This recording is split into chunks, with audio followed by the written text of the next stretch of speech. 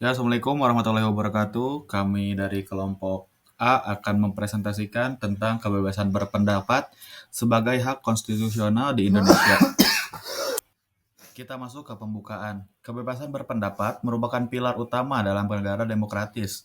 Di era digital, masyarakat memiliki ruang berekspresi yang lebih luas, namun tantangannya juga meningkat. Presentasi ini membahas bagaimana negara menjamin kebebasan tersebut, kendala dalam praktiknya, serta temuan penelitian dari dokumen yang telah disusun, paper esai kewarganegaraan.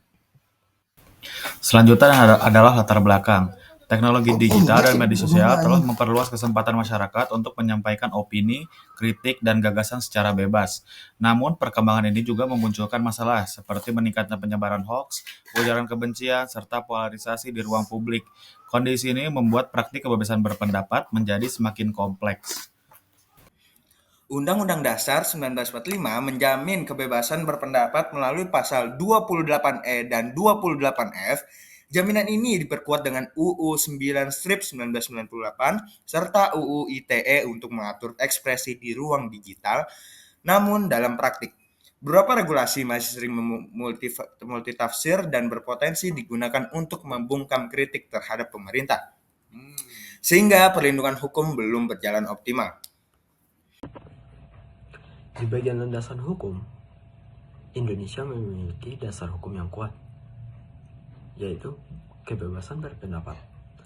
Pada pasal 28E yang berbunyi menjamin kebebasan berpikir dan ekspresi.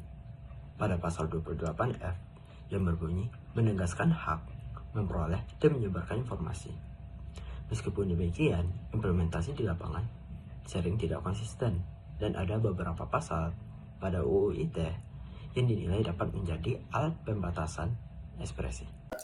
Metode penelitian. Penelitian menggunakan metode kualitatif deskriptif dengan teknik pengumpulan data melalui studi literatur, dokumentasi, dan wawancara semi terstruktur.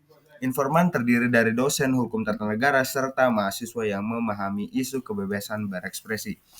6 aspek utama dibahas mulai dari perlindungan konstitusional hingga aktivitas kebijakan pemerintah.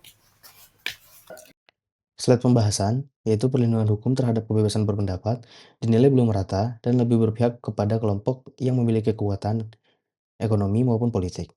Pemerintah dianggap menjadi sumber tantangan melalui pembatasan ruang publik, misalnya penutupan fitur live saat demonstrasi. Undang-Undang ITE dinilai belum efektif dan masyarakat juga masih menghadapi masalah seperti penyampaian pendapat yang terlalu frontal dan keberadaan buzzer. Nah, kebebasan berpendapat ini mendukung terjadinya SDGs nomor 16 teman-teman, yaitu masyarakat yang damai, adil, dan lembaga yang kuat. Perlindungan terhadap hak berekspresif mendorong pemerintah yang inklusif, transparan, dan partisipatif. Dengan memperkuat hak ini, Indonesia dapat membangun demokrasi yang lebih matang dan lebih berintegritas.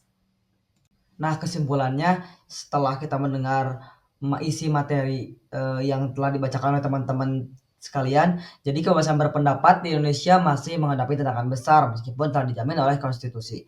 Implementasinya belum merata, teman-teman, dan dan regulasi digital berpotensi membatasi dan juga tindakan pembatasan oleh pemerintah masih sering terjadi. Keseimbangan antara kebebasan, tanggung jawab sosial perlu diperkuat agar ruang berekspresi yang aman dan adil dapat tercipta di negara ini. Terima kasih kami ucapkan dari kelompok A. Wassalamualaikum warahmatullahi wabarakatuh.